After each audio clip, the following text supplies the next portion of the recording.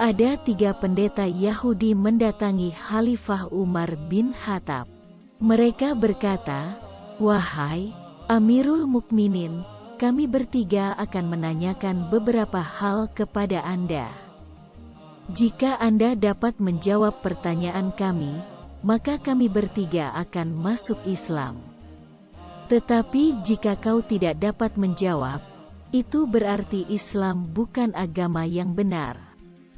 Dan Muhammad bukanlah seorang rasul." Umar menjawab, "Baik pendeta, apa yang ingin kamu tanyakan?" Salah satu dari 3 pendeta itu berkata, "Pertanyaan pertama kami adalah kapan pintu surga dikunci? Lalu pertanyaan kedua, kapan waktu pintu surga dibuka? Dan kemudian ketiga, coba beri nama kuburan yang bisa berjalan dengan penghuninya. Dan kemudian coba sebutkan makhluk Allah yang dapat memperingatkan umatnya tapi dia bukan manusia ataupun jin. Coba sebutkan 5 makhluk Allah yang berjalan di bumi tetapi tidak dilahirkan oleh ibu mereka. Dan kemudian coba menjelaskan kepada kami kisah tentang seorang pemuda yang mempertahankan iman mereka dan bersembunyi di dalam gua." Setelah pendeta Yahudi bertanya, Khalifah Umar menunduk dan berkata, "Jika Umar tidak bisa menjawab pertanyaan yang tidak bisa dia jawab, itu tidak memalukan bagi Umar." Kemudian Umar berkata, "Tapi sebagian dari kami bisa menjawab pertanyaan ini." Imam menjawab, "Jika ada, ajukan saja." Kemudian dipanggil Salman Al-Farisi oleh Umar. "Salman, kau pergi ke rumah Ali, katakan Umar memanggilnya." Maka Salman langsung lari ke tempat Ali bin Abi Thalib kemudian berkata, "Wahai Ali, Umar memanggilmu." Ada 3 orang pendeta Yahudi mendebatnya. Maka mendengar itu Ali langsung beranjak pergi ke tempat Umar bin Khattab yang waktu itu masih duduk bersama 3 orang pendeta. Ali berkata, "Ada apa ya Amirul Mukminin?" Umar menjawab, 3 pendeta menanyakan beberapa hal. Jika kita dapat menjawab, mereka akan masuk Islam. Tetapi jika kita tidak dapat menjawab, jangan katakan bahwa Muhammad adalah seorang rasul dan Islam adalah agama yang benar." Kemudian Ali berkata kepada pendeta, "Coba ulangi pertanyaannya." Maka kata pendeta yang pertama Ali, "Kapan pintu langit itu dikunci oleh Allah?" Maka kata Ali, "Syirik kepada Allah. Jika kalian mempersekutukan Allah maka seluruh amalan tidak naik ke langit. Itulah makna langit terkunci." Pendeta kembali bertanya, kemudian Ali, "Coba engkau sebutkan kuburan yang bisa berjalan bersama penghuninya." Maka kata Ali, "Yang kalian tanyakan ini adalah Yunus bin Matta, Nabi Yunus AS, yang berada di dalam perut ikan di bawah jalan ke 7 samudra selama 40 hari. Itulah kubur yang berjalan bersama penghuninya." Ketiga pendeta pun terkaget dengan jawaban Ali yang cerdas. Pendeta berkata, "Baik Ali, kau benar." Kemudian Ali, "Coba engkau sebutkan makhluk Allah yang bisa memberi peringatan pada kaumnya tadi. Dia bukan manusia bukan pula jin." Kemudian Ali menjawab, "Ketika Nabi Sulaiman dan bala tentaranya sampai di lembah semut, terdapat seekor semut yang memimpin kawan-kawan, 'Wahai para semut, masuklah kalian ke dalam sarang-sarang kalian. Karena nanti kalian akan terinjak oleh Sulaiman dan bala tentaranya. Inilah makhluk Allah yang bisa memberi nasihat kepada kaumnya, tetapi dia bukan manusia bukan pula jin." Pendeta kembali bertanya, "Baik Ali, Coba engkau sebutkan 5 makhluk Allah yang berjalan di muka bumi tapi tidak dilahirkan oleh induknya. Kemudian Ali menjawab, Adam As, Siti Hawa, unta Nabi Saleh, tongkat Nabi Musa yang berubah menjadi ular, kambing pengganti Nabi Israel. Akhirnya 2 dari pendeta ini langsung menyatakan,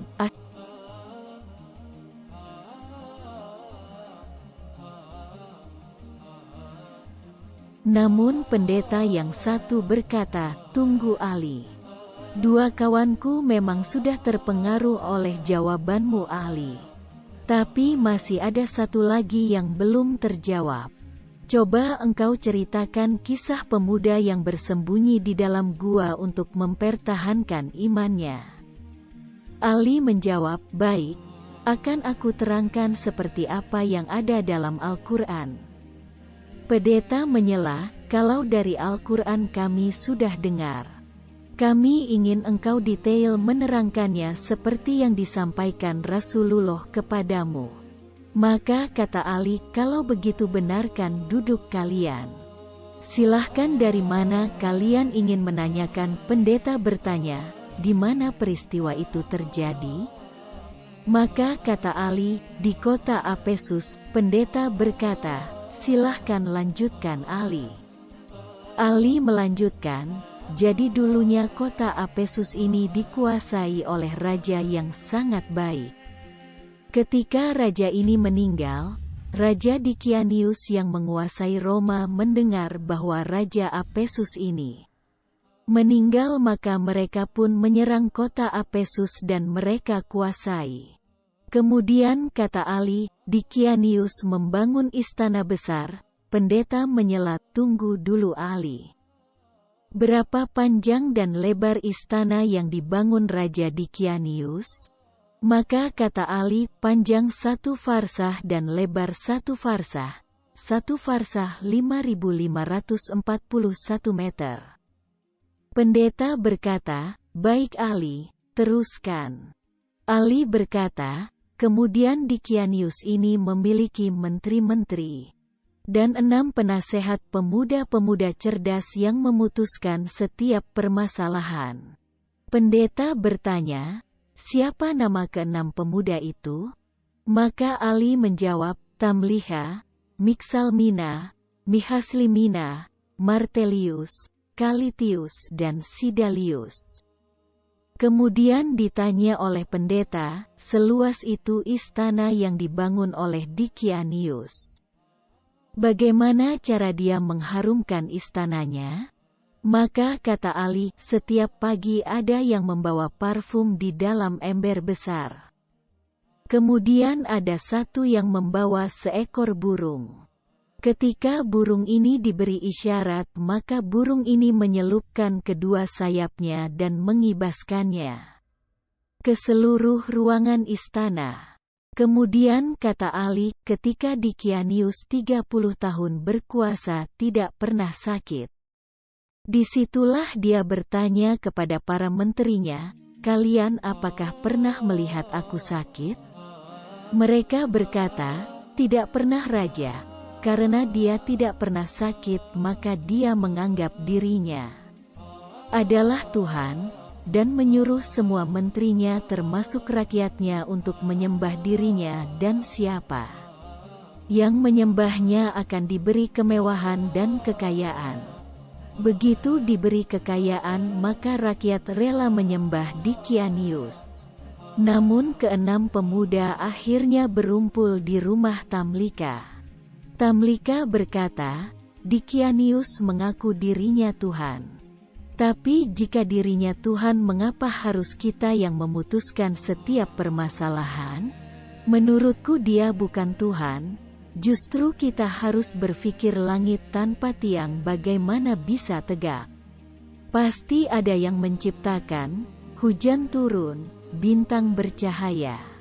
Dikianius saja dia masih merasa takut, dia juga tidur, dia juga lapar. Apakah Tuhan punya kekurangan seperti itu?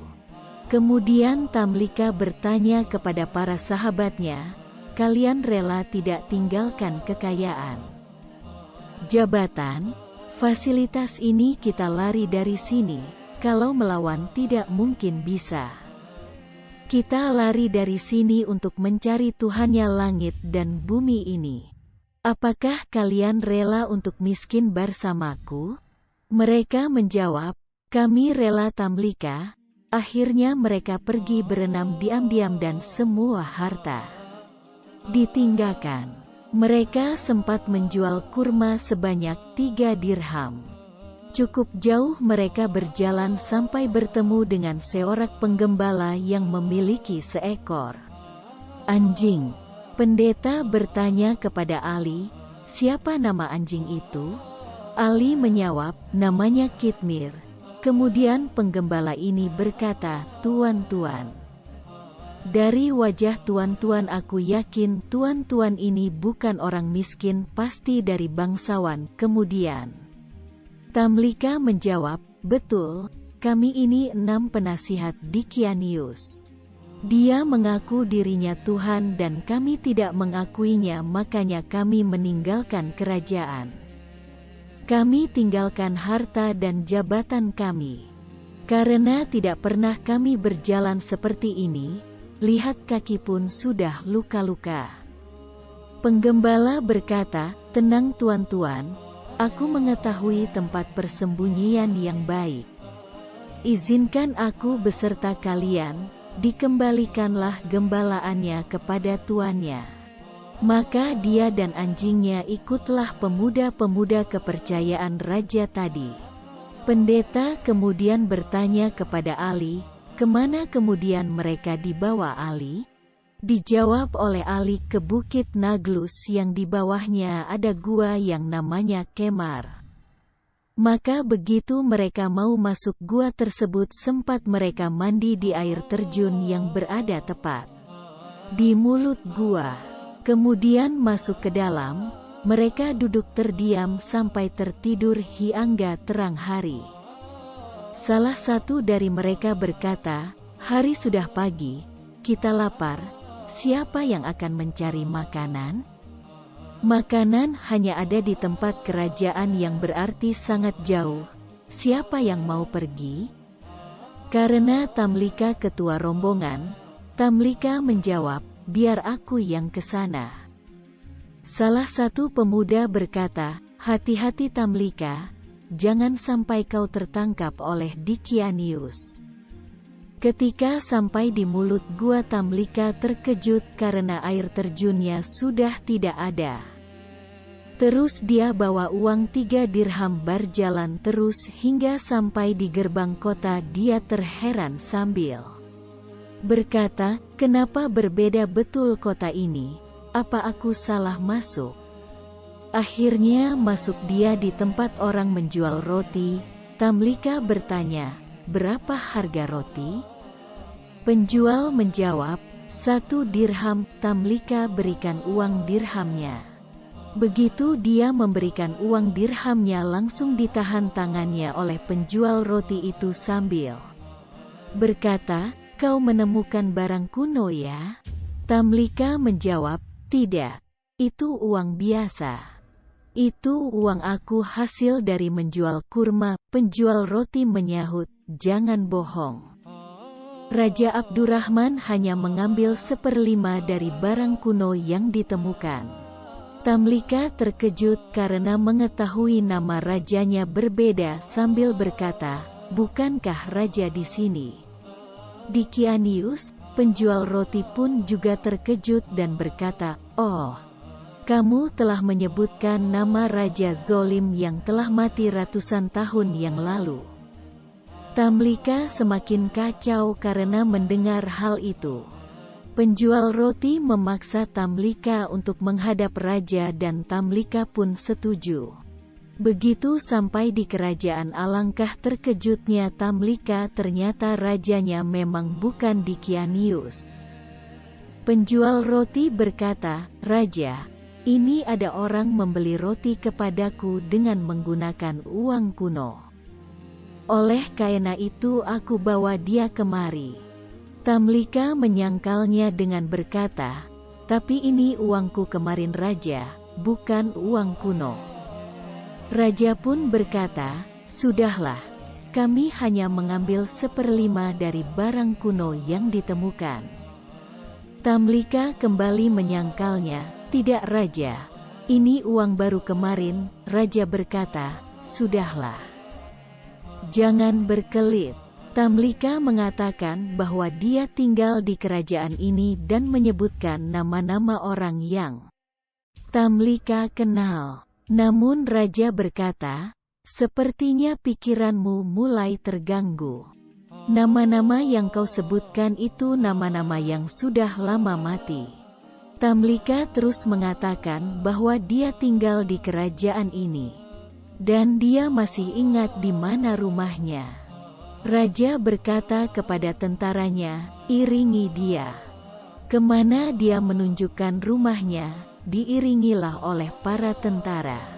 Sampai di rumah yang dia tunjuk dipanggil dan keluar seseorang yang sudah tua dan berkata kepada tentara, mengapa kalian datang kemari? Tentara menjawab, ini ada pemuda yang mengaku dia tinggalnya di sini. Ditanyalah Tamlika oleh orang tua itu, siapa kau anak muda? Kemudian dijawab oleh Tamlika, aku Tamlika putra Filistin. Kemudian orang tua tadi kaget dan langsung bersujud sambil berkata, ini datuk moyangku. Inilah yang diceritakan oleh Isaas. Pemuda-pemuda ini akan bangkit, mereka mendiami gua, maka hebohlah kota Apesus. Bangkit sang raja mengingat apa yang telah sampaikan oleh Isaas. Jadi ternyata sudah datang utusan nabi dan sudah berlalu pula masanya. Maka kata raja, bawa Tamlika. Tamlika digendong di atas kuda dan dihormati. Hingga sampai di bawah bukit Naglus. Tamlika berkata, jangan ada yang naik ke atas. Karena nanti sahabat-sahabatku mengira Dikianiuslah yang mengejar aku. Jadi tunggu kalian di bawah biar aku yang naik ke atas. Maka Tamlika naik ke atas. Sampai dalam gua sambil membawa roti dan berkata kepada para sahabatnya, silahkan makanlah. Kalian dulu. Kemudian salah satu bertanya kepada Tamlika, apakah aman perjalananmu Tamlika? Tamlika menjawab, bukan aman lagi, malah aku bingung dan terkejut. Tahukah kalian sudah berapa lama kita di sini? Para sahabatnya ada yang menjawab 1 hari, ada yang mengatakan setengah hari. Tamlika berkata, tidak, kita berdiam di sini sudah lebih daripada 309 tahun. Raja sudah berganti, seorang nabi sudah diutus dan sudah pula berlalu. Mereka sekarang menunggu kita di bawah, mari kita turun. Maka kata para sahabat, ya, jangan Tamlika. Kita telah melihat kebesaran Allah melindungi kita selama 300 tahun seolah baru saja semalam. Kita sudah diselamatkan Allah dan kita bangun dan kita tahu tentang keajaiban Allah. Maka kita mohonkan kepada Allah untuk menutup pintu goa ini dari pandangan manusia dan kita mohon kepada Allah untuk mengambil kita. Karena apabila kita turun Tamlika, mereka nanti akan mendewakan kita. Sudah kita jangan ada yang turun. Akhirnya pintu gua itu ditutup dari pandangan manusia. Berhari-hari raja mencari tapi tidak ditemukan. Setelah Ali menceritakan ini semua kepada ketiga pendeta-pendeta ini, maka pendeta ini mengatakan, engkau benar Ali. Engkau telah menceritakan dengan detail apa yang ada di dalam kitab kami dan memang benarlah apa yang disampaikan Muhammad kepadamu. Maka pendeta yang terakhir ini pun masuk Islam dengan mengucapkan syahadat.